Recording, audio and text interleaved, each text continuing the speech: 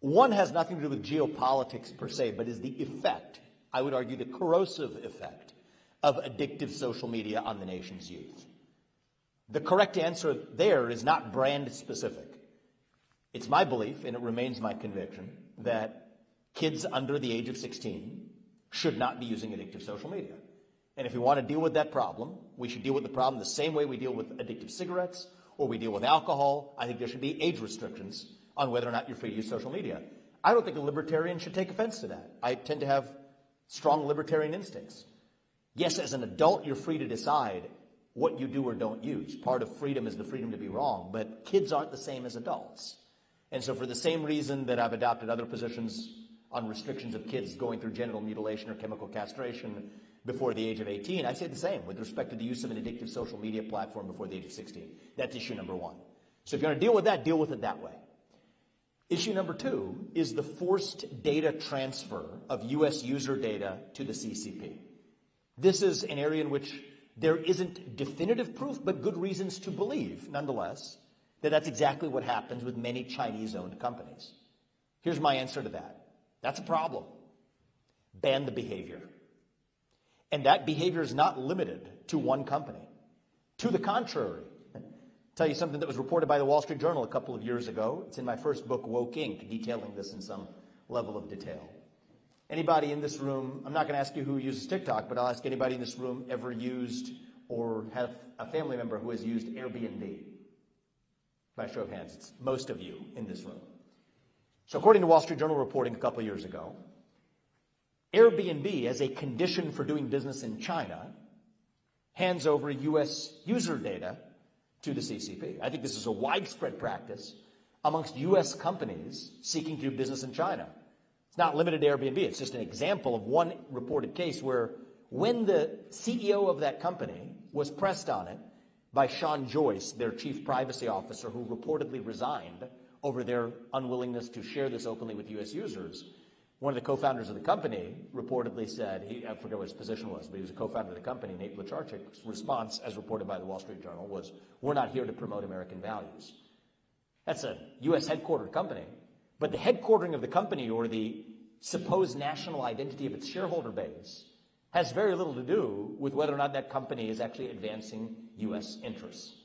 So you want to deal with the issue of U.S. user data being transferred to the CCP, ban that behavior regardless of the company that's committing it. And the irony is we have greater evidence of certain U.S. companies doing it than we do of this particular Chinese company doing it. Then there's the third issue, what they call the persuasion risk. The idea that a centralized authority or government could persuade people like you all, the generation that we're worried is using TikTok and exposed to it, might be persuaded of really dangerous ideas. That persuasion risk is something we can't tolerate because we don't want a government, let alone the Chinese government, tilting the scales of what you all see lest your minds be changed. Well, let's just pick one example. If our concern is that there's going to be a widespread persuasion effort to shield the CCP from criticism or to create more favorable views of the CCP, which I do think is hostile to the United States and poses a threat to the United States, then let's run through an example. Suppose I told you that a couple of years ago there was a Chinese-made virus in a lab that spread to the United States of America and caused us to adopt boneheaded policies that shut this country down. And that you had a dystopian government that threatened a social media company to say, if you allow any user on your platform to say that it came from a lab in China, we're going to shut you down. That might sound dystopian. It might sound Orwellian. If that were a Chinese-controlled company doing it, we would have a major problem in this country with that, and we should. But here's the dirty little secret. That did happen in this country. And you want to know who did it? U.S. social media companies by the full coverage of the industry. Facebook, YouTube, you name it. The best protection racket the CCP ever had from a persuasion campaign to protect the CCP came from a bunch of U.S. companies that were responding to the threats of a government. It was the U.S. government whose threats they were responding to. So should we ban the behavior of social media companies refusing to tell their users when they're responding to a government threat, you're darn right we should. And apply that principle even-handedly. Whether it's the CCP or the U.S. government, if a social media company is instructed by a government to amplify or suppress content, it has an obligation and should be a legal obligation at behest of penalties to at least tell its users that it's doing it, whether it's TikTok or Facebook or YouTube. And so that's what I would say. So would that have the effect of banning TikTok? Maybe it would. Maybe TikTok wouldn't be able to comply with those policies, in which case it would be a criminal operation in the United States. But that's the way we should write the rules, because we're a nation of laws, not of men. Not one that just randomly on a given day pick one company and say, hey, let's just go after that one because that's a politically popular thing to do. And then you're getting into the skeptical side of me waking up to this, where the people who haven't given a second care about the threat that China actually poses to the United States of America for the last 20 years, the very people who have embraced democratic capitalism of exporting Big Macs and Happy Meals to China, pretending like that's going to pretend China to make a democratic ally of the United States that didn't work. We have 60 Chinese transformers in our own electric grid that our elected leaders in both parties could care less about, and that's a great threat that we face right now in the United States. Somehow claim to care about the threat of China because they're going after TikTok. I think that might have a little bit more to do with Facebook's lobbying efforts than it does to do with actual and earnest way of dealing with a true threat that China poses to the United States. So those are some of my thoughts on that piece of the legislation. It's a great question. Thank you. Right here. I can come to you with the microphone. Hi. You mentioned that you are opposed to chemical castration as well as genital mutilation. I was wondering, what are your opinions on circumcision as childhood genital mutilation? So look, I think that is I don't think that that's a form of genital mutilation, committed as such, versus with the intention of actually have a child who is suffering from what I consider to be a mental health disorder. And that's what I do believe when a child says that their gender doesn't match their biological sex. I think that that is a mental health disorder. That's the way it deserves to be treated. And so I think that it's fundamentally a mischaracterization of a traditional, long-standing, we're talking about millennia, for the way in which you think about a basic, religious perspective on a form of basic health care at a way a child is born. That's a different practice from a child who says, my gender doesn't match my biological sex. They're actually crying out for help. And we, as a society, have restricted our ability to help those kids, to ask hard questions like what's going on at home or what's going on at school. That's the compassionate thing to do. I don't think it is compassion to affirm that kid's confusion. That's not compassion. I view that as cruelty. And so I think the right answer is, actually the compassionate answer is what we've always said from the DSM-5 onward. That's a psychiatric diagnostic manual for psychiatric diseases. Viewed gender dysphoria as a condition of great suffering. And for a rare few people it is. But why on earth, if that's a condition of suffering, do we want more people to suffer from it? And yet we see that gender dysphoria, when identified in a school, actually spreads faster.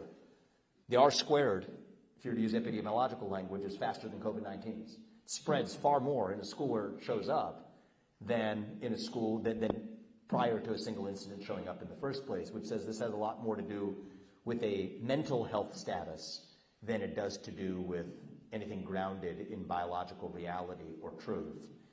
There's one caveat to all of this, which often goes under-discussed, but you asked a good question and I think it deserves to be addressed, is there's a scarce few people who actually have chromosomal abnormalities.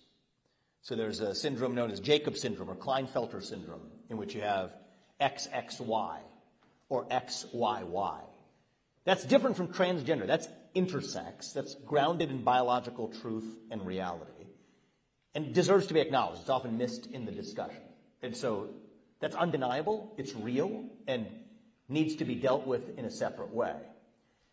But putting aside people with hard chromosomal abnormalities, like Jacob syndrome or Klinefelter syndrome, I think the right way to view any kid any girl with two X chromosomes who says I'm a boy, or a boy with an X and a Y chromosome who says I'm a girl, is to recognize that as a mental health condition that can be addressed in a way that's better, not just for society, but better even for that individual. And so that's why I take the view that I do there.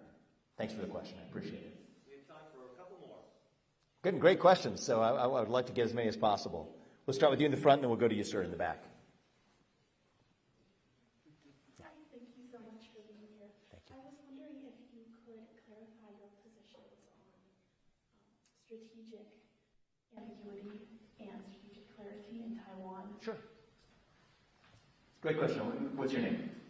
And what year are you? Freshman. Great questions. Well, I got to say, I'm very impressed with the quality of how closely you have been following many of the presidential race, and that's a really nuanced question with respect to my view on strategic clarity as a distinction from strategic ambiguity. So my view is it is a bad thing for the United States of America.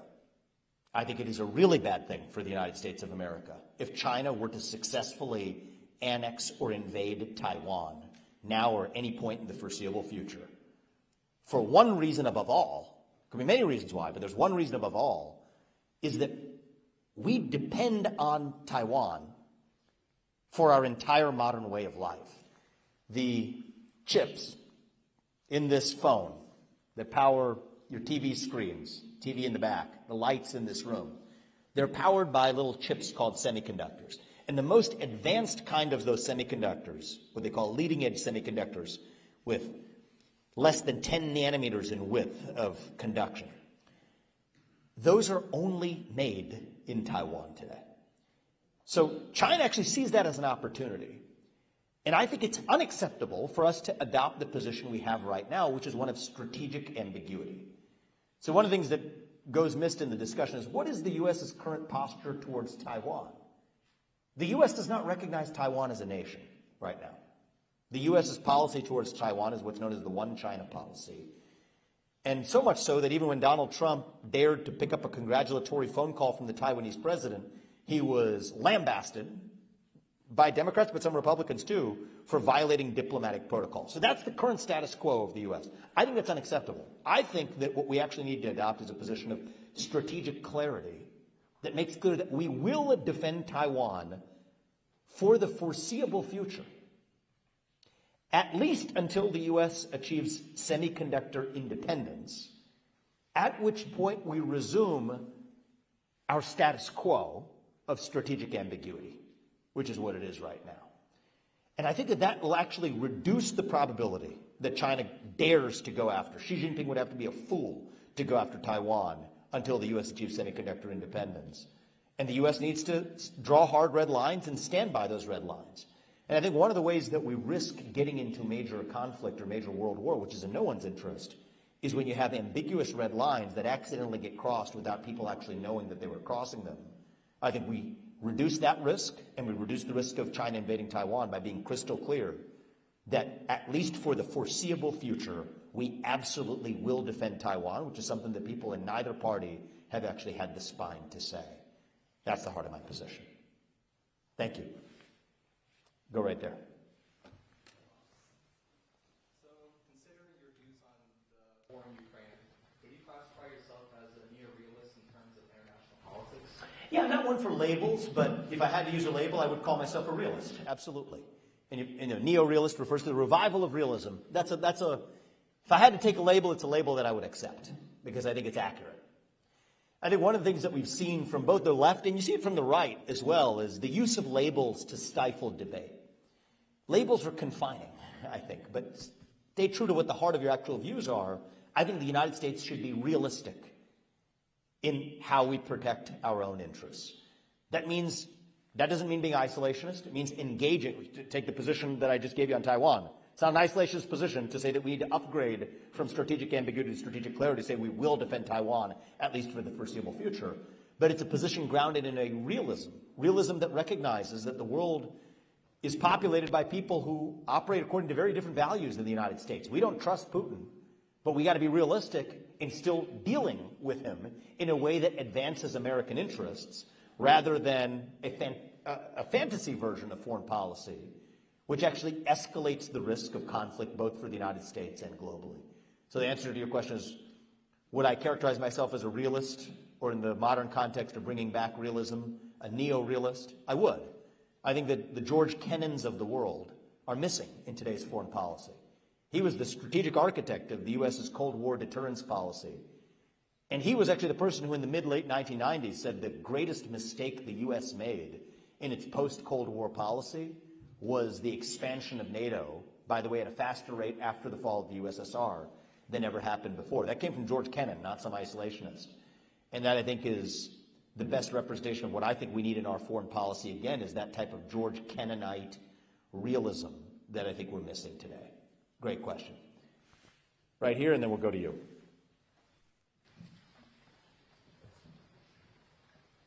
I want to start my question off by saying thank you for taking the stance of strategic clarity on the U.S. defending the Republic of China. And I want to sort of follow up on that question and ask, how do you think we as a society can sort of effectuate the change needed to make the call for the United States to recognize the Republic of China for what it truly is, and that is a free and independent nation state, separate from the People's Republic of China, also considered mainland China? So I was very specific what I said in response to this question, is that the U.S. would defend Taiwan for the foreseeable future. I think that there's separate nationalistic internal debates within China about the People's Republic of China versus Taiwan, or that's a long-standing, going back to Chiang Kai-shek and Mao Zedong, you're talking 1949 type unsettled scores here. The U.S. filter here should be through the prism of what best advances U.S. interests. And even last year, I was not running for president of the world, I was running for president of the United States. And so what leads me to my position, nobody in Taiwan or anywhere else should have a reason to say thank you. The only people whose interests I keep in mind when adopting my policy positions are the citizens of this country.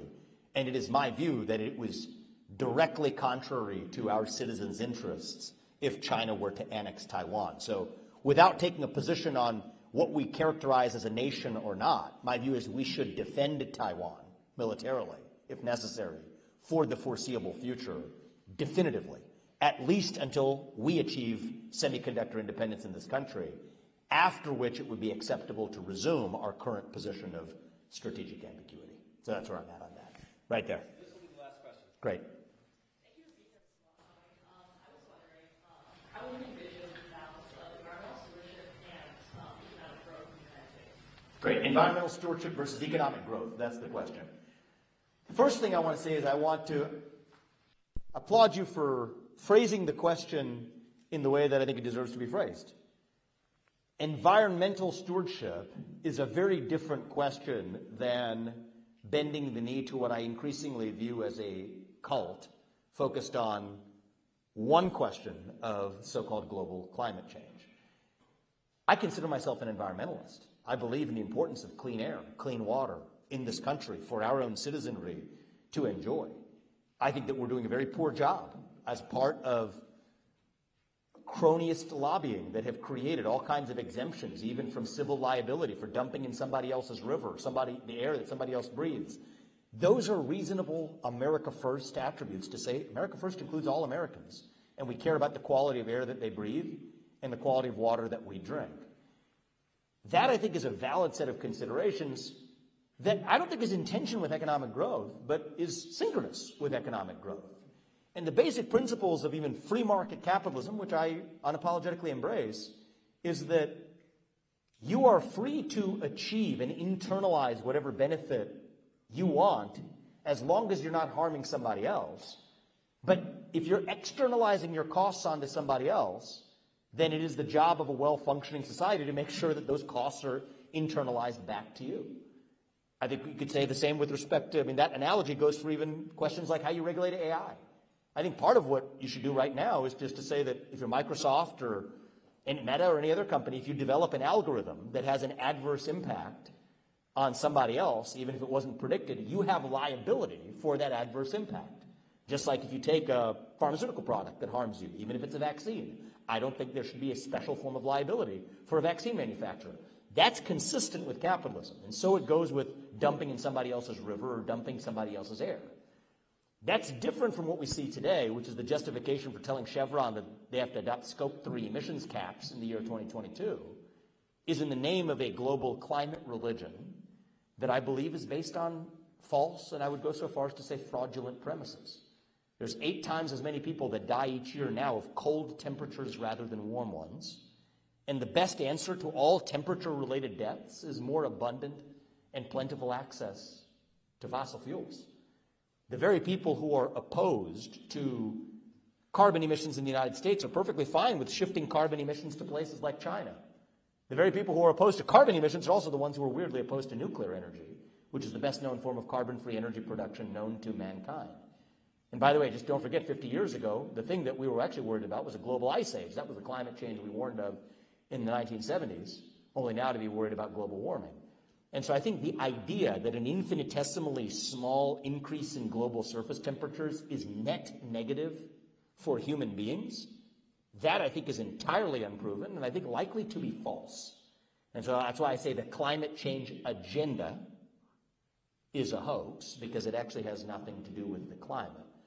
But that's different from being a proper steward of the environment in the Teddy Roosevelt tradition of conservatism, of conserving an important part of what comprises this nation, which is our natural beauty and the resources that allow us to live healthy and prosperous lives. I think the conservative movement should stand for conserving that environment, and I don't think that's in tension with economic growth. I think it goes along with it.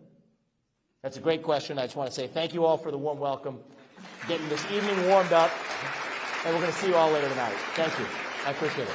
Thank you. Great quiz. Thank you. Very impressed. You'll all have a chance, of course, after his talk. We're going to have note cards, so questions that didn't get answered, didn't get asked, put those down on the cards, and we'll see what we can get to after the speech. I gotta say, I'm very impressed with all of you guys. You got me all fired up, so. Yeah. Thanks a lot. We'll have fun later today. All right. Thanks again, guys. Thanks. Thank you. Thank you.